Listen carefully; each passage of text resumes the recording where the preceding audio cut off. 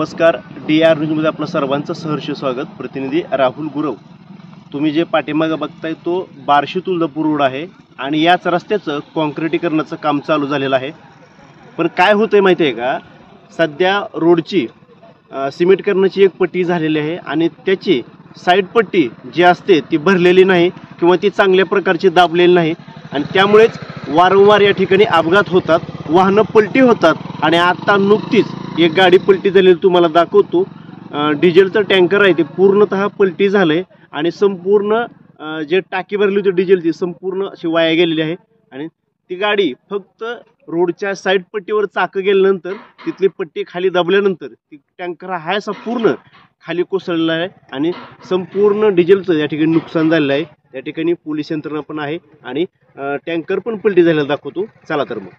बार्शी तुळजापूर रस्त्यावर diesel tanker पलटी, हजारो लिटर डिझेल वाया. सविस्तर बातमीपत्र. 15/11/2025 वार शनिवार बार्शी तुळजापूर रस्त्यावरील सिमेंट रोडच्या साईड पट्टी खचल्यामुळे MH13 DO 5361 बार्शीकडे जाणारा डिझेल टँकर पलटी. कुठलीही जीवितहानी नाही. यावेळी वैराग पोलीस स्टेशनचे पोलीस हवालदार उमेश कंगले, पोलीस कॉन्स्टेबल रुपेश सातपुते तसेच घटनास्थळी उपस्थित अभिजित धर्मे, संजय जाधव, गणेश चव्हाण, सत्यवान पवार व इतर ग्रामस्थ उपस्थित होते. प्रतिनिधी राहुल गुरव, DR न्यूज.